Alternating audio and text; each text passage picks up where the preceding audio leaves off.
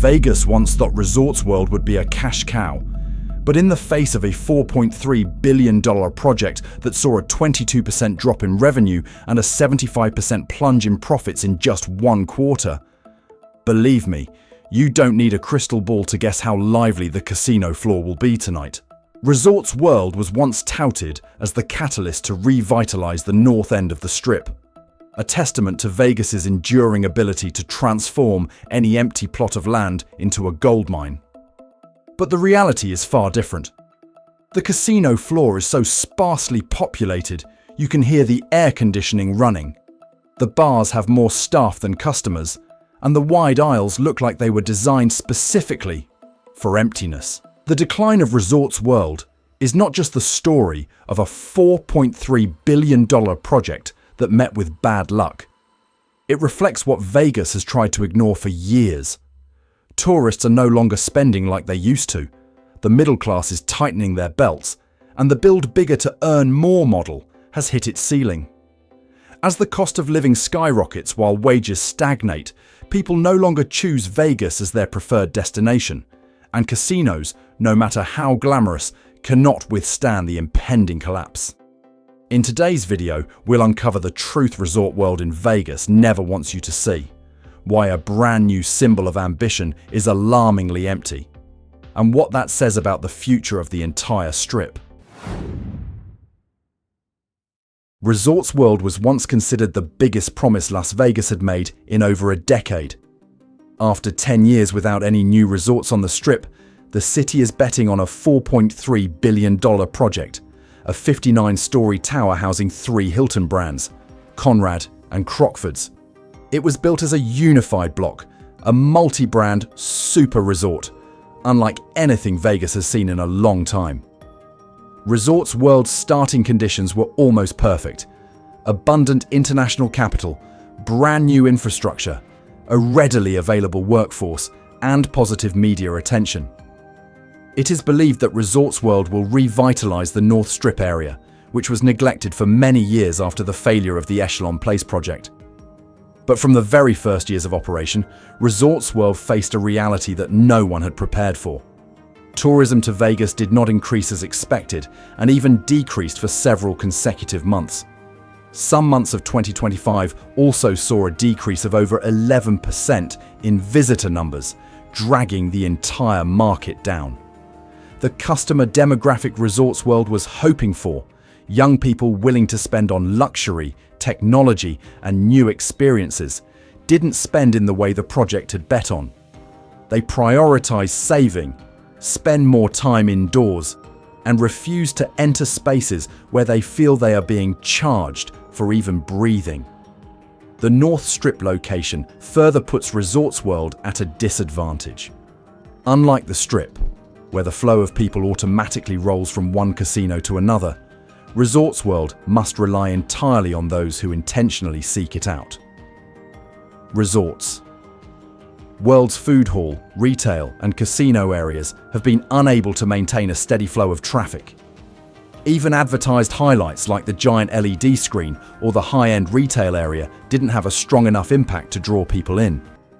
Ironically, Fontainebleau, which struggled from its opening day, and Resorts World, which had a favorable start, ultimately ended up in the same scenario: low visitor numbers, weak energy, and lifeless operations.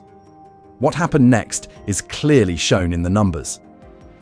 The 2025 financial report shows Resorts World's revenue decreased by 22% year over year, while EBITDA plummeted by 75% in just one quarter. A massive project with high operating costs like Resorts World cannot withstand this decline. And when internal strength isn't strong enough, the consequences begin to spread like cracks. Retail stores close, food and beverage outlets operate for fewer days, and the casino is empty at times to the point of being described as a ghost casino. That decline didn't just affect Resorts World. It spread throughout the North Strip area, which was already low on energy and became even quieter. Resorts World was forced to reduce working hours, combine shifts, and cut staff. For many service workers, especially those who rely on tips, income disappeared within a few weeks.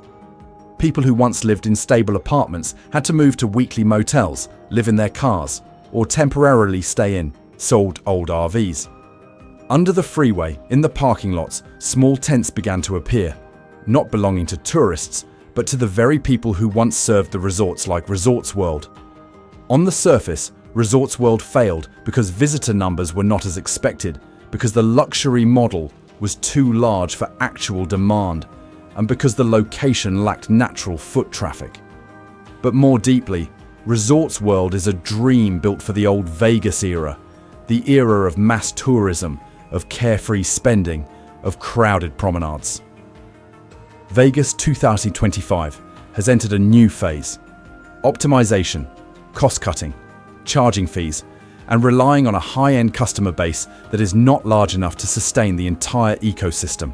Resorts. World's expectations were built on travel behavior from 2005-2015, but the reality of 2025 is far different. If Fontainebleau fell because of the past, Resorts World fell because the future it imagined never arrived. And most notably, when a $4.3 billion project falls empty, the most important question is no longer why did it fail, but what made people avoid Vegas. The first answer appears most clearly in the transcripts themselves. Prices have drained the energy from this city. For decades, Las Vegas operated under an unwritten rule. Keep everything affordable to encourage people to hit the streets, enter casinos, and indulge in spontaneous fun. However, in recent years, that rule has been bent to the point where the city's very energy has been swept away. Hotel room prices are still advertised attractively, sometimes at unbelievably low rates, but the actual experience is completely different.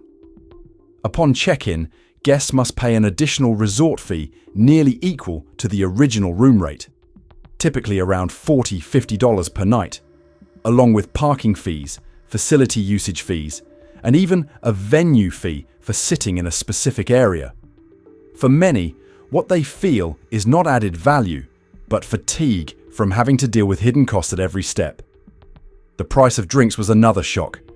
Some tourists recounted their experience of having to pay nearly $100 for two seemingly ordinary drinks. A cocktail that cost around $30 and a bottle of water for $6. As even the smallest expenses become costly, interest in spontaneous outings, a part of Las Vegas's soul, begins to wane. Even the gaming tables in casinos are no longer as friendly as they used to be. The minimum bet was raised to $25,050 per hand, leaving casual players, who once created the signature buzz, with no reason to stay. When they left, the atmosphere around the table left with them. A city once famous for its mix of all classes suddenly resembles a playground reserved only for those with significant spending power. Changes in cost lead to noticeable changes in behavior. Tourists no longer wander along the road like before, no longer stop at any random bar or try their luck at a game table they pass by. Instead, they go to convenience stores like Walgreens or CVS to buy essentials at a lower price and then return to their rooms. That moment showed one thing. When costs exceed the threshold of tolerance, people abandon the spaces that create the energy of Vegas. The ripple effect quickly appeared on the streets. Areas that were once crowded are now sparsely populated. The noisy sounds of tourists disappeared, replaced by a long silence.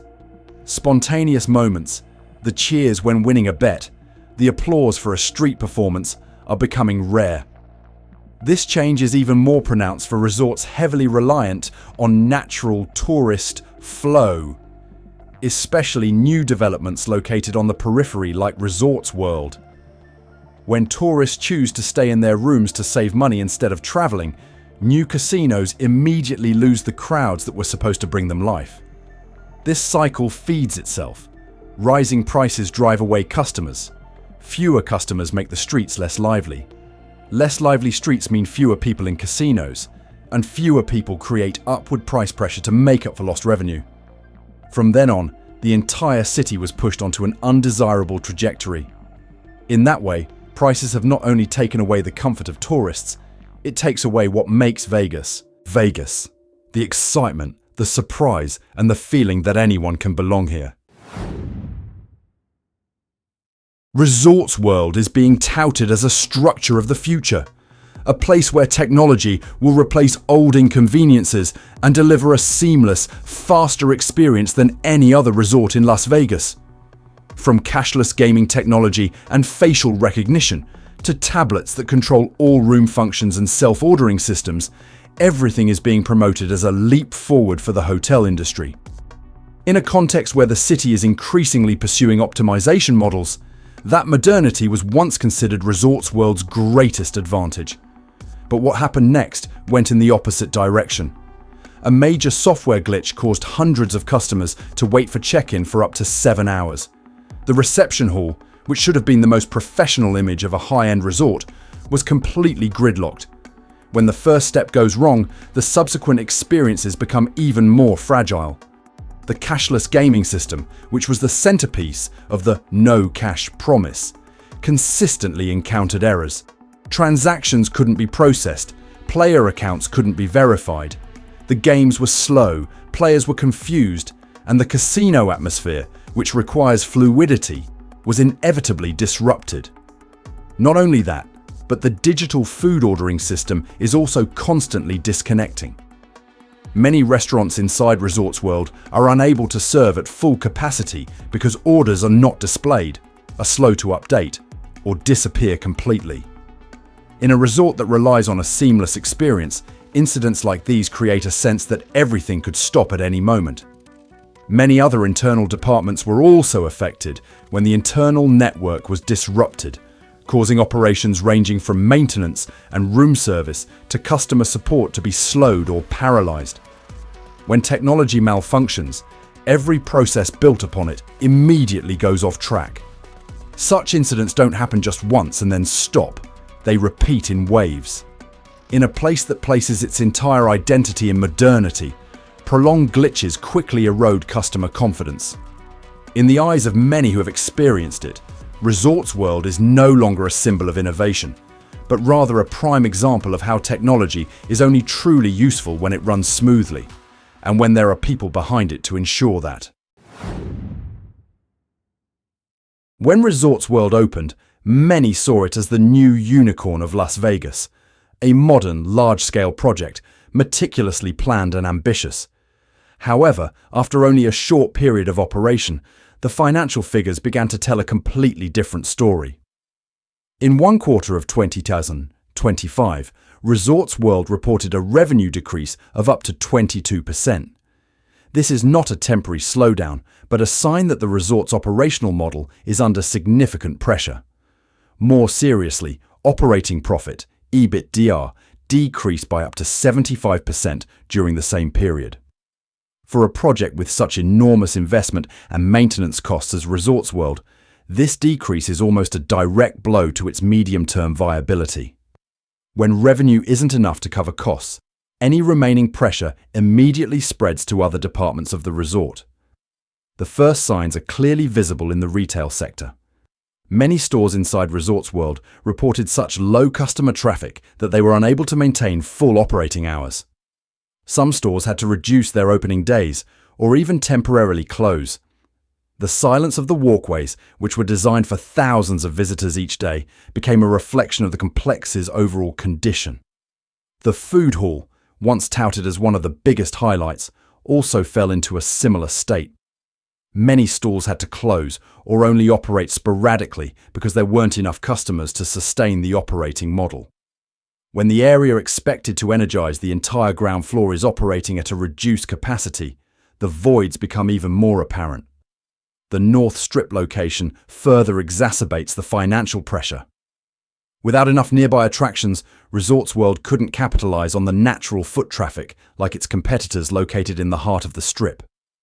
Resorts like Wynn, Encore, and Venetian still attract a steady stream of visitors due to their strategic locations, while Resorts World has to actively draw customers to itself, a difficult task given changing travel behaviors. Finally, the greatest expectation that Resorts World would help revitalize the northern area did not come to fruition. Instead of creating a new stream of customers, the project had to grapple with the reality of declining visitor numbers across the city. And when those expectations failed, all the financial pressure immediately fell back on the very place that was once considered a symbol of the comeback. While Resorts World was struggling with a sharp decline in revenue and increasingly sparse customer traffic, another blow, not from the market, but from the regulatory body, landed more forcefully than any prediction. In 2025, this resort was fined $0.5 million for serious violations of anti-money laundering regulations. For an industry that operates on the trust of regulators and the financial system, this is not just a financial penalty, but a direct blow to the reputation of a still very young resort. According to the complaint records, Resorts World allowed numerous high-risk players to place large bets without fully complying with the necessary verification steps. Among them are individuals believed to be linked to illegal betting rings or sources of unclear funds. A specific example cited in the record: a player lost nearly $8 million within 20 months at Resorts World, despite the individual's involvement in illegal bookmaking activities. That's not an uncommon figure in the high roller world, but in the context of modern financial oversight, such a lack of control raises serious questions about internal operations. What makes the matter more serious is the regulator's assessment. Resorts World's internal compliance department appears to have been overridden in many cases related to credit approval and the acceptance of high-risk customers. When control measures are not properly respected, the entire protective mechanism of a modern casino is almost completely neutralized. Following the fine, Resorts World was forced to implement a series of corrective measures: retraining staff, changing the leadership of the compliance department, and conducting regular independent audits. These are necessary steps to restore the process, but for a business under heavy financial pressure, they add to the operational burden. At the same time, a previous civil lawsuit alleging that Resorts World turned a blind eye to warnings about high-risk guests was also reinstated by the appeals court for further proceedings. Although the final outcome is still uncertain, the reopening of the case adds another layer of pressure that the resort must face, just when it needs stability the most. Against this backdrop, Resorts World faced an unavoidable reality. With operations still unstable, finances facing numerous challenges, and market confidence waning, a legal blow could be just as devastating as the red numbers in the business report. The decline in revenue at Resorts World is not only reflected in the financial figures. It quickly spread to the people behind the front desk, in the rooms, in the kitchen, and on the casino floor, the people who keep the resort running every day. As pressure mounts, the first and most obvious reaction of businesses is to reduce working hours, consolidate shifts, cut positions, and then gradually move toward quiet layoffs. For an industry heavily reliant on shift labor, each such decision has almost immediate consequences. Most service employees in Las Vegas rely on hourly wages and tips. Just losing a few shifts a week, they immediately face the problem of not being able to afford rent. And this happened much faster than many people thought. There are cases where within just a few weeks, people can no longer afford to keep their apartments and are forced to move to weekly rate motels, a temporary but ultimately expensive option. Not everyone can keep a roof over their heads. Some employees had to move into their cars immediately. They hung curtains on the windows to block out some of the light, arranged blankets, pillows and belongings in the trunk, turning their personal car into an overnight sleeping space. Such stories are no longer rare. They have become the clearest reflection of a city where the cost of living is rising faster than income. Someone was once involved in the hotel industry for nearly 2 decades, working in maintenance since the days when Las Vegas had more opportunities. But when their hours were cut and savings ran out, they were forced to move into a long unused RV. Not because they wanted to leave their old apartment, but simply because they had no other choice. Parking lots originally intended for tourists are now also seeing overnight cars.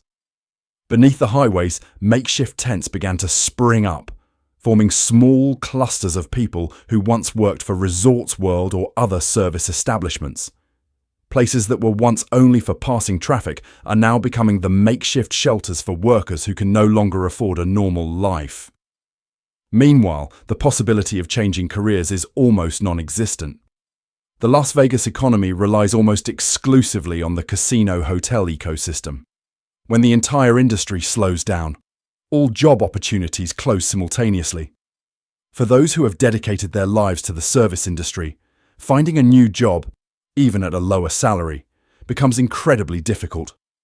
And it is here where the financial disaster of a resort most clearly reveals its far-reaching consequences.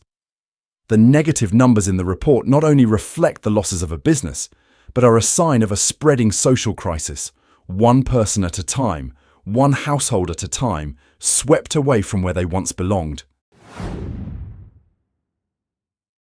For decades, Las Vegas has thrived on its unique blend of all walks of life. A small-time player might be sitting right next to a high roller. Budget travelers stand next to high-end vacationers without feeling out of place. That blend creates a diverse stream of people, constantly moving, constantly energizing the streets that shine brightly day and night. It used to be the soul of Vegas, but in recent years, that structure has begun to break down. As many resorts choose to raise prices, increase fees, eliminate free amenities, and reduce affordable options, the middle-class customer base, which is the foundation of the Strip's foot traffic, is gradually disappearing. The cheap programs, rustic buffets, and free street shows that once attracted thousands of people every night have also disappeared with each new policy. That change isn't happening in just one place. Resorts World and several new projects have emerged with the aim of attracting the ultra-wealthy, those who can spend heavily and are less reliant on incentive programs. However, the number of customers in this segment is not large enough to fill spaces hundreds of thousands of square meters wide. When catering to a narrow group of guests, resorts inadvertently push out the group of guests who create the city's true energy. The filtering direction through price and operating mechanisms causes the streets to change in a way that's not immediately noticeable, but leaves a clear mark. Many once crowded roads have become quiet, even somewhat empty. The atmosphere in some areas is described as having gaps, where the familiar sounds of footsteps, laughter, and even the usual hustle and bustle gradually disappear. That silence made many middle-class tourists feel something they had never felt before in Las Vegas. They no longer belong there. As many entertainment venues become too expensive and affordable options shrink, they realize Vegas has shifted to a model no longer meant for the vast majority like it used to be. That truth, though not spoken loudly, is evident in every empty street corner, every store with reduced hours, and every story of people forced to leave Las Vegas to find a more sustainable life elsewhere. When a city once built to welcome all becomes a place only for the few, what is lost is not just tourists, but the very soul of the city itself. From the tourism slump to soaring prices, from technological failures to financial crashes, and finally, human disasters. Every piece leads to a common story. Vegas is changing too fast, while most of those who once loved it are being left behind. That change wasn't noisy, but it left its mark on every empty corridor, every deserted casino, every makeshift tent under the bridge, and every life uprooted from where they thought they would spend their entire careers. Perhaps the most worrying thing isn't a failed project or a less lively street. What worries people the most is the feeling that a city that once welcomed everyone is gradually becoming a place that is no longer for everyone. If Vegas continues down the path of being only for the few, what will happen to the soul of this city? And in a city once built by ordinary people who will retain the energy when they themselves are no longer allowed to stay. If what you just saw sparked a thought, a memory, or an emotion about Vegas, a place you once knew, loved, or were disappointed by, please leave a comment below. If you found this video helpful, or if you want more people to see the real picture behind the bright lights, please like, share this content, and don't forget to subscribe to join us for our next stories. The content in the video is compiled from publicly available materials, reports, and information, combined with independent analysis to provide a neutral and informative perspective. The video is not intended to accuse, make legal conclusions, represent any organization, or encourage investment actions or inferences beyond the scope of the data presented. All predictions about the future are only possibilities, not guarantees.